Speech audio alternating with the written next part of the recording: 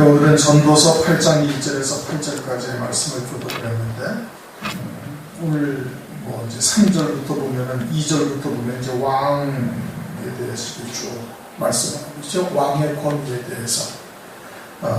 이제 세상의 왕은 그림자고 사실은 하나님이 참 왕이시고 그래서 이제 그리스도께서 만왕의 왕으로 재림을 하시게 되어지는데 이제 왕을 말씀하시는 그 속뜻은 그런 하나님을 의미하고 있는 겁니다. 만왕의 왕이신 그리스도, 참 왕이신 하나님을 나타내는 것이죠. 그래서 이제 그것이 무엇을 의미하느냐, 1절부터 보시면은 지혜자와 같은 자 누구며 사리의 해석을 아는 자 누구냐. 사리라는 것은 사물의 이치, 왜 이러한 여러 가지 일들이 벌어지는가, 사건, 일, 이런 겁니다. 내게 왜 이와 같은 일들이 벌어지는가, 또는 세상에 이러한 일들이 왜 일어나는가, 이것을 사람들이 그것을 알 수가 없는 것이죠. 왜요? 그건 하나님께서 행하시는 일이기 때문에 그러는 겁니다. 하나님이 주권자가 되셔서 행하시는 역사. 이 전도서 7장 14절에도 우리가 상고했던 것처럼 형통한 날에는 기뻐하고 공고한 날에는 생각하라. 하나님이 이 두 가지를 병행하게 하사 사람으로 그 장래일을 능히 헤아려 알지 못하게 하셨느니라. 사람으로는 장래일을 헤아려 알지 못하게 하셨을 뿐 아니라 그 사리가 무엇인지 깨닫지 못하게 하신 거예요. 근데 지혜자는 하나님의 지혜를 받은 자, 지혜자가 같은 자는 누구냐? 하나님의 지혜를 받은 자는 하나님의 지혜로 그와 같은 사리를 분별할 수도 있다 이겁니다. 하나님께서 깨닫게 하시면 알 수가 있는 것이. 그래서 욥은 자기에게 닥친 엄청난 재앙이 무엇으로 인함인지를 알지를 못했던 겁니다.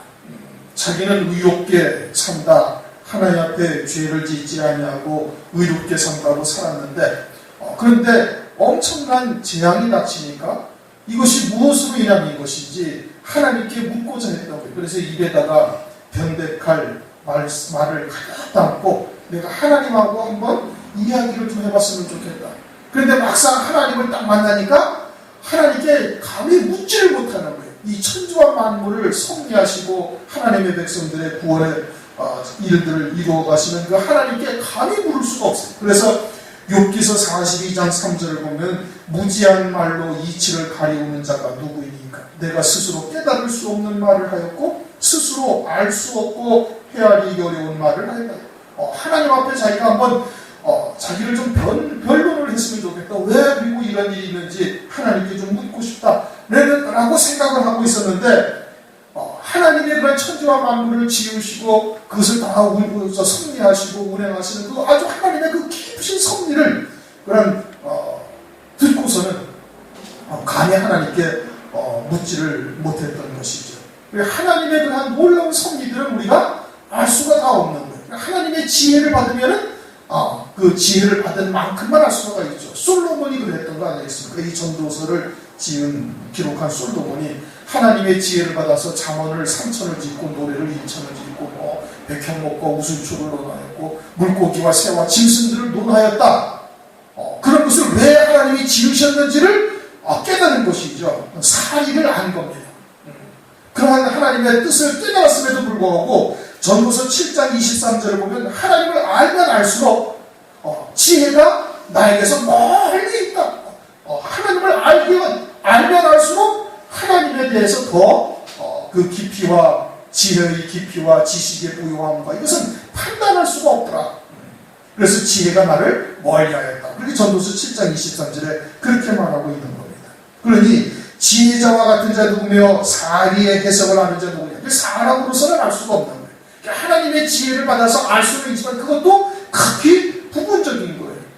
그리고 하나님께서 지혜를 주셔야만 알 수가 있는 거죠. 솔로몬처럼 그렇게 하나님의 지혜를 받았지만 그도 알면 알수록 지혜가 나에게서 멀리 떠나니 하나님의 그 깊이와 높이와 그 규모를 아무도 측량할 수가 없는 것이죠. 지혜자와 같은 자들이며 그나마도 하나님의 지혜를 받은 자 사리의 해석을 아는 자 누구냐? 사람의 지혜는 그 사람의 얼굴에 광채가 나게 하나니 하나님으로부터 그런 지혜를 받은 자는 얼굴에 광채가 나게 하신다. 얼굴을 빛나게 하신다 이겁니다. 그 그림자로 계시한 사건이 출애굽기 34장을 보면 모세가 하나님과 40일 동안 시내산에 올라서 하나님과 대면하여 이야기를 하고 율법을 받고 십계명의 돌판을 받고 그렇게 내려온 모세의 얼굴에서 뭐가 나요? 얼굴 거꾸로서 막 광채가 난 것이죠. 율법을 듣고 하나님의 뜻을 깨닫고 내려온 모세의 얼굴 거꾸에 광채가 나는 거예요. 하나님을 만나고 하나님의 뜻을 깨닫고 하나님의 지혜를 받은 자가 그러한 지혜를 통해서 영생을 얻게 되어질 때 그러한 영생을 통해서 누리게 되어질 그 영광이 잠시 그림자적으로 모세의 얼굴에 나타난 겁니다. 그것을 이제 구체적으로 보여준 것이 마태복음 17장의 변화산에서 부활하신 주님의 그 영광스러운 모습을 제자들에게 보여주셨죠. 모세의 얼굴에는 그것이 그림자로 얼굴 거푸에 광채가 나는 것이. 그러자 이스라엘 백성들이 그것마저도 보기를 두려워했다. 그렇게 말씀을 하고 있는 것이죠. 하나님의 지혜를 듣고 하나님의 뜻을 깨달은 그 기쁨이 얼굴에 그와 같은 광채가 나는 것입니다. 그것은 그와 같은 말씀을 믿는 믿음으로 이제 열매를 맺게 되어질 때 하늘에서 누리게 되어질 영광이 그와 같은 것을 보여주시는 겁니다. 또 사도행전 6장 55절에도 보면 스데반 집사, 최초로 순교한 스데반 집사가 성령이 충만하니까 그 얼굴이 천사와 같더라. 그렇게 사도행전 6장 55절에 기록을 하고 있습니다. 성령으로 충만한 스데반 집사의 얼굴이 막 천사와 같이 보인다. 성령으로 충만하니까 하나님의 지혜로 충만한 것이 그렇게 보인 겁니다. 마찬가지로 우리들도 성령이 충만하고 하나님의 지혜로 충만하게 되어지면 우리들에게도 그와 같은 영광의 빛이 나타나서 얼굴 빛이 변하게 되어지는 겁니다. 진리를 깨닫고 하늘에 속한 자가 되어지고 하늘에 속한 기쁨을 맛보면서 믿음으로 살아가게 되어지면 우리의 얼굴에도 빛이 나게 되어지는 거예요. 광채가 나게 하신다. 하나님께서 그러는 겁니다. 반대로 세상의 염려와 세상의 근심 걱정과 기타 등등 여러 가지 낙심, 절망 가운데 사는 사람들의 얼굴은 어떻게 돼? 얼굴이 어둡죠. 그럼 보면은 다 알 수가 있는 겁니다. 평생을 고생하고 늘 근심 걱정으로 살아온 사람들의 얼굴이 그냥 환하고 빛이 나고 밝고 그런 것은 있을 수가 없는 일인 겁니다. 그러니까 그렇게 고생한 사람들, 근심과 염려로 참으로 늘 젖어 있던 사람들, 그들은 어떻게 된다? 그 얼굴에 사나운 것, 얼굴이 마귀의 종으로 살아왔으니 그 얼굴이 어둡고 근심에 쌓이고 낙심과 절망에 쌓인 그 어둠의 빛에 쌓였던 그 사나운 것들이 하나님의 지혜를 받고 하늘에 속한 자가 되어지고 하늘에 속한 기쁨으로 살게 되어지면 어떻게 된다? 그 얼굴에 사나운 것이 변하느니라. 그러니까 예수 믿고 참된 하늘의 소망 가운데 믿음으로 살게 되어지면 얼굴빛이 어떻게 돼? 얼굴빛이 바뀌게 되어지는 겁니다.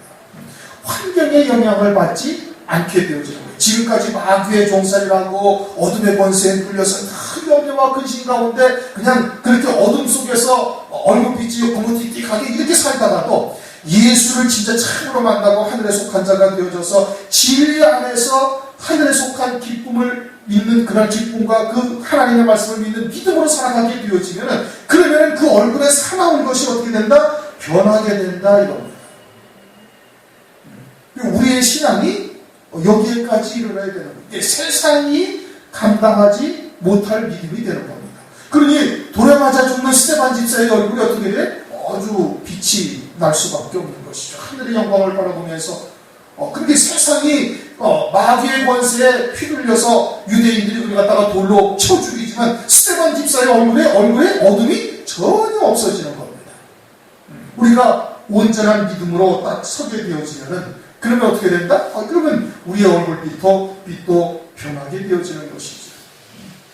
그래서 그 얼굴에 사나운 것이 변하니라. 어둠의 권세 아래서 눌려 살던 그와 같은 사나운 것이 하나님의 지혜를 받게 되어져서 진리 가운데서 살게 되어지면은 그러면은 얼굴의 빛이 변하게 되어져서 광채가 난다. 그런 뜻인 겁니다. 2절. 이제 2절부터 쭉 말씀하시는 것이 이제 5절까지가 이제 왕에 대해서 쭉 말씀하시는데 사실은 세상의 왕을 말씀하고 있지만은 서두에도 말씀드렸던 것처럼 이제 만왕의 왕이신 그리스도 하나님을 또 이제 나타내고 있는 겁니다. 내가 권하노니 왕의 명령을 지키라. 이미 하나님을 가리켜 맹세하였습니다. 하나님을 가리켜 맹세하여 왕이 되어져서 기름 부음을 받으면 그는 하나님으로부터 권세를 받는 겁니다. 하나님의 백성들을 하나님의 말씀으로 잘 다스리고 치리하고 상벌을 줄 수 있는 권세가 왕에게 있는 것이에요. 그러니까 그 왕의 명령을 어떻게 하라? 지키라 이겁니다. 왕의 명령을 지키라. 지키지 아니하면 어떻게 돼? 지키지 아니하면 권세로 그를 징치할 수가 있는 것이죠. 하나님으로부터 그 권세를 받은 거예요. 누가? 세상의 왕이 받은 거예요. 그래가지고 그 권리가 쭉 내려와가지고 동사무소에까지 하나님의 권세가 그들에게 다 주어진 겁니다. 그렇게 그들의 말에 이제 순종을 해야 되는 겁니다. 그럼 교회의 직분은 어때요? 교회의 직분도 마찬가지인 겁니다. 하나님으로부터 그와 같은 권세를 다 받은 것이 되어지는 것이죠. 그리고 그와 같은 명령을 지키라. 이는 하나님을 가리켜 맹세하였습니다. 이게 미국의 왕은 왕으로 선서를 할 때 성경에다 손을 얹고 합니다. 하나님 앞에 맹세를 하고 하는 것이죠. 이제 그처럼 이제 기독교 국가가 되어져 있으니까 이제 그와 같이 하는데 이스라엘은 당연히 그렇게 했죠. 하나님을 가리켜 맹세했습니다. 3절 왕 앞에서 물러가기를 급거이 말라. 왕 앞에서 급하게 나가지 말라 이겁니다. 기분 나쁘다고 황급하게 그냥 확 돌아서서 나간다면은 그러면 왕은 권세를 가지고 있는 자니까 그로부터 여러 가지 어려움을 고난을 겪게 되어지는 것이죠. 또 악한 것을 일삼지 말라. 왕에게 기분 나쁘다고 악한 악행을 저지르지 말라 이게. 왕에게 악으로 보복을 하지 말라. 그럼 왕에게 권세가 있으니까 왕이 그와 같이 반대하고 대적한 자들을 하나님 왕이 징치할 것이죠. 하고자 하는 일을 다 한다 이겁니다. 악한 것을 일삼지 말라. 왕은 그 하고자 하는 것을 다 행함이니라. 왕의 말은 권능이 있나니 누가 이르기를 왕께서 무엇을 하시나이까 할 수 있으랴. 왕에게 권세가 있다 이겁니다. 권능이 있어서 감히 왕에게 왜 그런 일을 하시냐고, 왜 일을 이런 식으로 하시냐고 감히 물을 자가 없다 이겁니다. 하나님에게도 그러한 겁니다. 하나님에게도 감히 물을 수도 없는 것이죠. 하나님의 그러한 깊고 오명한 섭리, 그러니까 하나님의 지혜를 우리가 알 수가 없고 왜 내게 이와 같은 일이 일어났는지, 왜 또 하나님께서 이처럼 악한 자들이 봉으로 흥하게 하고 하나님의 진리를 쫓는 자들이 이렇게 핍박당하고 고난을 당하며 어려움을 겪게 하는지 하나님의 물을 자가 아무도 없다. 하나님의 깊으신 뜻을 우리가 알 수가 없는 것이죠. 왕을 통해서 그것을 지금 말씀을 하고 있는 거예요. 5절 무릇 명령을 지키는 자는 화를 모르리라. 그래서 왕이 시키는 대로 하는 자에게는 순종하는 자에게 어떻게? 화가 임하지 않냐는 거예요. 그러니까 하나님의 말씀을 어떻게 하라? 순종하라는 겁니다. 하나님의 말씀을 순종하라는 거예요. 그러니까 하나님을 절대적으로 우리가 신뢰를 해야 되는 거예요. 믿어야 되는 거예요. 그 하나님이 나의 아버지가 되시고 그분께서 우리의 구원을 죄사함을 위해서 독생자까지 우리를 위해서 희생하시는 하나님의 사랑이 우리에게 있고 그런 독생자까지 아끼지 아니하시고 모든 것을 주신 하나님께서 모든 것을 은사로 주시지 아니하겠는데 모든 것을 어떻게 받으라? 감사함으로 받으라 이겁니다. 데살로니가전서 5장 18절, 16절, 17절, 18절에 뭐예요? 항상 기뻐하라. 항상 기뻐하라는 거예요. 하나님을 믿는가? 하나님의 선하심을 우리가 믿고 있는가? 그럼 어떻게 해야 돼? 하나님을 항상 기뻐해야 되는 거예요. 좋은 일이든 좋지 않냐든 하나님께 영광을 돌리고 감사를 드리고 하나님을 항상 기뻐하라. 쉬지 말고 기도하라. 범사에 어떻게 하라? 감사하라. 이것이 너희를 향하신 하나님의 뜻이다. 이렇게 말씀을 하고 있는 겁니다. 왕의 명령을 지키는 자는 화를 모르리라. 지혜자의 마음은 시기와 판단을 분별하나니. 시기라는 것은 때를 말하는 겁니다. 때를 지혜자는 분별한다는 거예요. 심는 때인지 심은 것을 뽑을 때인지 그것을 지혜자는 분별한다는 겁니다. 하나님께서는 하나님의 지혜를 택하신 자들에 주어서 시대의 표적을 보게 하시죠. 천개는 분별할 줄 알면서 시대의 표적을 보고 분별하지 못하는 유대인들은 결국은 망하죠. 음부에 처해지게 되어지고 하나님이 육을 입고 오셨는데 그것을 전혀 깨닫지를 못하는 거예요. 그 지혜가 없기 때문에 그래요. 그 지혜자는 시기를 분별한다는 겁니다. 때를 분별한다는 것이죠. 오늘날 과연 심는 때인지 심은 것을 뽑을 때인지 무엇을 통해서 알 수가 있어요? 하나님의 지혜를 통해서 하나님의 말씀을 통해 그것을 알 수가 있음을 말하는 겁니다. 그런데 오늘날 대부분 이 시대가 얼마나 심각한 때인지를 깨닫지를 못하고 있으니까 문제인 것이죠. 그리고 또 판단을 분별한다는 것은 지혜로운 자는 하나님의 지혜를 받은 자는 옳고 그름을 분별하게 하신다 이겁니다. 누가? 하나님께서. 무엇이 하나님의 의요 무엇이 불의인지를 분별하게 하는 거예요. 무엇이 생명의 길이요 무엇이 사망의 길인지를 우리들에게 깨닫게 하시는 겁니다. 그러니 시기를 분별할 수 있어야 할 뿐 아니라 판단, 이 옳고 그름을 분별할 수 있어야만 되는 거예요. 시기도 알지 못하면 아무리 옳고 그름을 알고 있어도 안 되는 거예요. 이미 시기를 알지 못하고 다 지나간 다음에 옳고 그름을 판단해봐야 그건 아무 소용이 없는 것이죠. 적그리스도의 환란이 임할 때가 되어져 있는데 마지막 때가 되어져 있는데 그 시기를 분별하지 못하고 아무리 옳고 그름을 판단해봐야 그 소용이 없는 겁니다. 그렇게 때를 알아야 되는 것이고 때를 알 뿐 아니라 무엇이 참이요 무엇이 거짓인지를 분별할 수 있어야 되는 겁니다. 그건 무엇으로만 분별이 돼요? 그 진리의 말씀으로만 분별이 돼요. 하나님의 지혜가 아니면 절대 분별할 수가 없는 거예요. 그러니 마태복음 24장 49절을 보면 홍수가 나서 저희를 다 멸하기까지 깨닫지 못하다. 홍수가 나서 다 멸망할 때까지 시기를 분별하지 못할 뿐 아니라 판단도 하지를 못하는 거예요. 옳고 그름을 알지를 못하는 거예요. 그러면은 마지막 때 멸망당하게 되죠. 근데 지혜자의 마음은 시기와 판단을 분별하나니. 6절 물론 무슨 일에든지 시기와 판단이 있으므로 사람에게 임한 화가 심하게 하나님께서는 반드시 그 때와 목적을 우리에게 두고 계십니다. 하나님의 자녀들에 대한 하나님의 뜻이 있죠. 하나님의 창세전에 하늘의 영광들을 예비해 놓으시고 하나님께서 이 땅에 보내셔서 하나님의 자녀들로 그것을 영원히 누리게 하시는 겁니다. 하나님의 지혜를 받은 자는 그와 같은 하나님의 뜻을 깨닫고 때를 분별할 뿐만 아니라 판단, 옳고 그름을 하나님께서 주셔서 항상 오른편에 생명의 길에 설 수 있도록 은혜를 베풀어 주시는 겁니다. 그런데 그런 하나님의 지혜를 받지 못한다면 어떻게? 시기도 알지 못할 뿐더러 무엇이 생명의 길이고 무엇이 사망의 길인지를 분별하지 못하는 사람에게는 화가 임한다 이겁니다. 그 화가 임해도 그 화가 심하게 임한다 이겁니다. 그러니까 하나님의 백성인 유대인들에게 주님께서 막 독사의 새끼들, 마귀의 자식들이다, 또는 회칠한 무덤이다 엄청난 책망을 하시잖아요.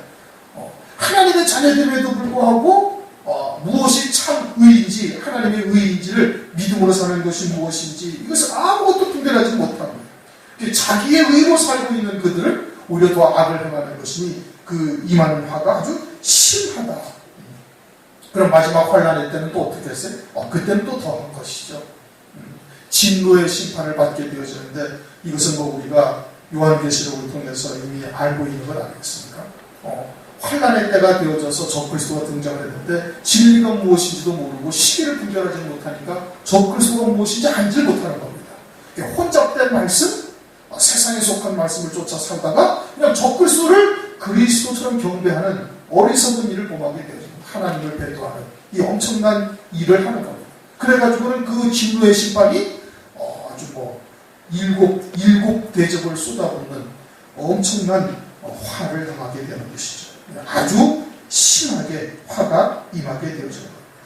7절 사람이 장래일을 알지 못하느니 장래일을 가르칠 자가 장래일을 알 수가 있다는 얘기예요? 없다는 얘기예요? 절대 알 수가 없다 이거예요. 이미 전도서 7장 14절에도 장래일을 능히 헤아려 알지 못하게 하신다고 그랬죠? 형통한 날과 곤고한 날을 주셔서 또 야고보서 4장 14절 내일 일을 너희가 알지 못하는 거예요. 왜 알지 못하게 하셨어요? 하나님만을 의지하는 하나님만을 믿는 믿음으로 살게 하시기 위해서 모든 주권이 하나님께 있으니 하나님만을 의지하고 하나님만을 믿는 믿음으로 살게 하시기 위해서 장래일을 헤아려 알지 못하게 하신 겁니다. 내일 일도 알지 못하게 한 겁니다. 하나님을 인정을 하고 하나님만을 의지하는 믿음으로 사는 자가 되게 하시기 위해서 그러는 겁니다. 만약에 우리가 아니라 이제 어찌하다가 참 불행하게도 암이 말기에 걸려가지고 병원에 가서 그때서야 이제 그 진단을 받고 아이고 한 6개월밖에 안 남았다라는 이 얘기를 들을 수가 있죠. 그런 일들이 왕왕 이제 나오지 않습니까? 그런데 만약에 그렇게 죽을 날을 알게 되어지면은 그 사는 기간이 다 불행한 것이 대부분인 겁니다. 죽을 날을 아니까. 몇 달밖에 못 산다는 것을 알게 되어지면 그때부터 나신천만이요 왜 내게 이런 병이 왔고 어쩌고 저쩌고 막 한탄하면서 사는 삶이 거의 다예요.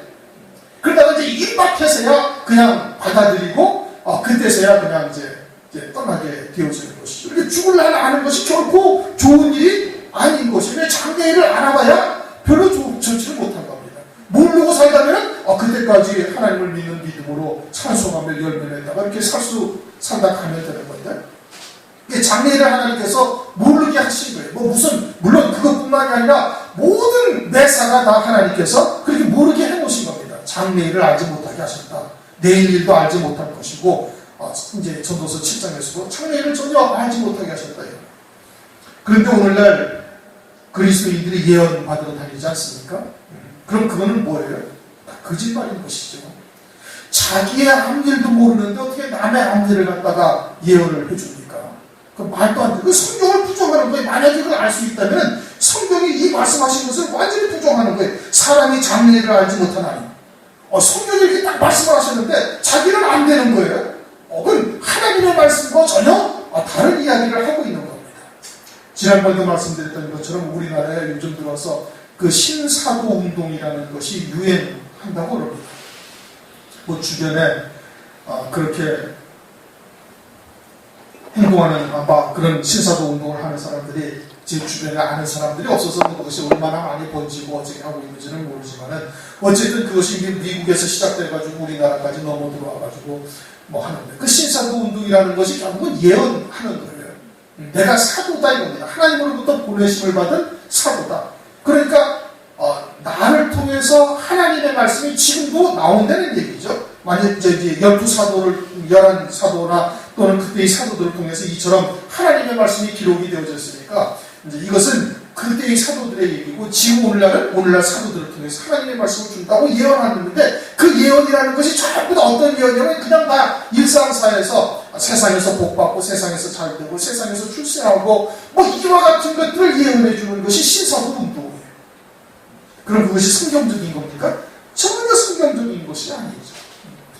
하나님의 말씀에 말씀하고 있는 예언이라는 것은 이 세상이 아닌 하나님 나라에 대한 것을 말씀을 하고 있는 겁니다. 그 영생에 관한 예언을 성경에서 말씀하시고 있고 그것을 예언이라고 말하는 것이지 우리 이 세상에서 현 세대에서 내 앞에 어떤 일이 벌어질 것인가 이런 것을 예언하는 것이 그것이 아니에요. 물론 성경의 사도행전의 그와 같은 예언하는 은사를 받아서 그런 것을 예언하고 있었지만 사실은 그것도 육신에 속한 시각에서 바라보니까 사도 바울이 예루살렘에 가는 것을 전부 다 막고 있지 않습니까? 하나님의 뜻은 무엇인데? 하나님의 뜻은 사도 바울로 예루살렘에 가서 증거하다가 결박돼가지고 로마까지 가고 로마까지 가서도 하나님의 말씀을 증거하다가 없어 순교하는 것이 그것이 하나님의 뜻이었어요. 그것을 위해서 하나님께서 하늘의 영광을 예비해 놓고 그 예정된 하나님의 뜻을 이루어 보내시고 있는 거거든요. 그런데 그 성령으로 알려주신 하나님의 뜻을 예언한다 하는 자들이 다 어떻게 했어요? 전부 다 하나님의 뜻을 거스리는 쪽으로 방향을 다 바꿔버린 겁니다. 그럼 그들이 하나님의 뜻을 깨닫고 예언을 제대로 한 겁니까? 그거 아니거든요. 하나님께서는 성령으로 보여주셨지만은 육으로 판단해가지고 육신의 고통을 당하는 것, 육신의 해를 받는지를 그 길을 가지 말라고 오히려 막고 있는 하나님의 뜻을 해방하는 자로 바뀌어진 것인 겁니다. 예언이라는 것은 세상에서 우리 벌어지는 그와 같은 일들을 예언한다. 그 예언이 아니에요. 성경에서 말씀하신 예언은 그게. 이 세상에서 일은 그 장래일은 하나님께서 아무도 알지 못하게 하신 겁니다.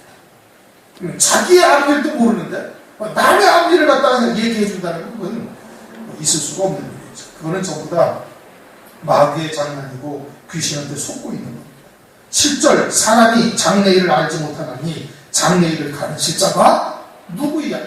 아무도 없다 이겁니다. 또 8절 생기를 주장하여 생기로 머무르게 할 사람도 없고 생기라는 것을 이렇게 코로 호흡하며 살아있는 이와 같은 상태를 말하는 거예요. 다시 말하면 영이 죽지 아니하고 이렇게 죽지 않고 살아있는 이와 같은 상태를 계속해서 지속되게 할 수 있는 사람이 아무도 없다. 그 생명은 누구에게 속한 거예요? 하나님께 속한 거예요. 에스겔서 18장 4절 모든 영혼이 내게 속한지라. 그러니까 하나님이 생사화복을 주장하고 계시고 그 생명의 주권이 누구에게 있어요? 하나님께 있어요. 그래서 생기를 주장하여 생기로 머무르게 할 사람도 없고 죽는 날을 주장할 자도 없고 그 누구에게 속한 것인데? 그 하나님께 속한 것입니까? 살고 죽는 권세가 누구에게 달려있어요? 하나님께 달려있는 거예요. 그 사람이 주장할 수 있는 일이 아니에요. 장래일도 알 수 없을 뿐더러 죽을 날을 정할 수도 없고 그것을 연장시킬 수도 없고 당길 수도 없고 그건 전부 다 하나님께 속한 일인 것입니다. 또 전쟁할 때 모면할 자도 없으며 전쟁할 때 모면할 자도 없다. 이건 하나님과의 전쟁을 말하는 거예요. 세상의 전쟁을 말하는 것이 아니라 하나님과의 전쟁을 말하는 거예요. 하나님과의 전쟁이라는 것은 하나님의 은혜를 배도하고 대적하던 자들을 하나님께서 진멸하시는 것이지 전쟁이라고 표현할 수는 사실 그렇죠. 소돔과 고모라를 하나님께서 유황과 불로 멸하실 때 그것을 피한 자가 있어요 없어요? 아무도 없어요. 하나님의 은혜를 받지 않냐고서 나올 자가 아무도 없는 겁니다. 전부 다 멸망당했잖아요. 롯과 그 아내는 나오다가 죽었고 두 딸 외에 그것도 천사에 의해서 이끌려 나왔고 나머지는 어느 누구 하나도 그 전쟁에 모면한 자가 아무도 없다 이겁니다. 그러면 앞으로 이와 같은 전쟁이 있을 것이 남아있죠. 환란 때 유브라데 전쟁, 아마겟돈 전쟁이 이제 벌어지게 되죠. 아마겟돈 전쟁이 이 세상에서는 우리 세계에서는 이제 최고의 전쟁이 되어지는데 그 아마겟돈 전쟁 6째 진노의 대전, 7째 진노의 대전이 쏟아질 때 그것을 피할 자가 있습니까? 모면할 자가 있습니까? 아무도 없는 거예요. 완전한 다 멸망인 거예요. 그렇게 시기와 판단을 하나님의 지혜로부터 받아서 분별할 수 있는 자는 그러면은 그 전쟁에서 반드시 이기시는 분은 주님이실 것이고 그럼 이기는 편에 서는 자가 될 수가 있는 건데 그런데 시기를 알지 못하고 판단을 제대로 분별하지 못하는 자들은 어떻게 때도 모르고 옳고 그름 생명의 길 사망의 길도 알지 못해가지고 결국은 어떻게 돼? 결국은 다 하나님의 진노의 심판을 받고 멸망하게 되어진다 이겁니다. 그 전쟁 때에 모면할 자가 아무도 없다 이겁니다. 또 악이 행악자를 건져낼 수가 없느니라. 여기서 악이라는 것도 하나님 앞에서의 악인 겁니다. 믿음으로 살지 아니한 것 모든 것이 악이죠. 진리의 사람을 외면한 것, 그 다 악인 겁니다.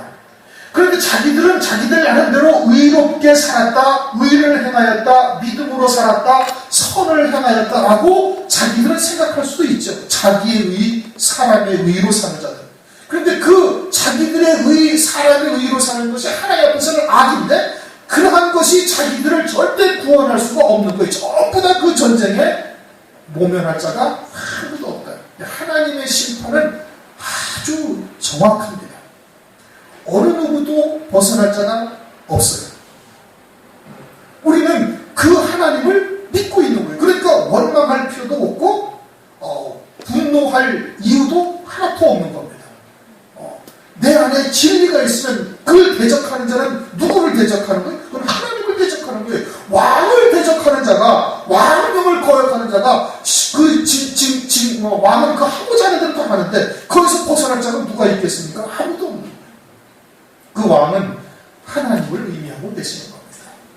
특별히 이 마지막 때 이 시기와 이 판단을 분별할 수 있는 하나님의 지혜를 받는 것이 얼마나 엄청난 하나님의 은혜냐. 그것은 세상의 것 가지고 비교할 수가 없는 것이죠. 그건 영생과 관계가 되어져 있는 겁니다. 하나님의 지혜자, 하나님의 지혜를 받은 자, 지혜자와 같은 자가 누구며 사리 해석을 하는 자 누구냐. 그러면 그 사람의 얼굴에 광채가 난다 이겁니다.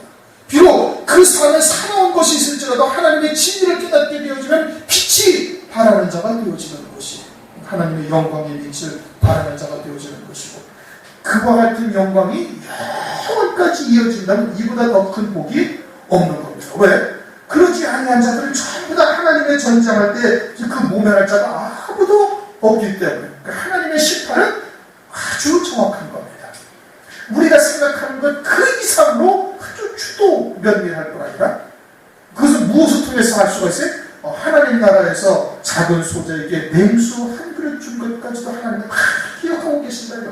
그러면 악을 행한 자는 어떻게 했어요? 악을 행한 자도 하나님께서 전부 다 기억하고 계셔가지고 갑절로 그들에게 다 갚아주실 것이니, 그에 대해서 우리가 분노하거나 절망할 이유도 없고, 우리에게 주실 영광이 무엇인지 그 믿음 안에서 1절 말씀처럼 그렇게 믿음으로 살아가는 자가 되시기를 주님의 이름으로 축원합니다.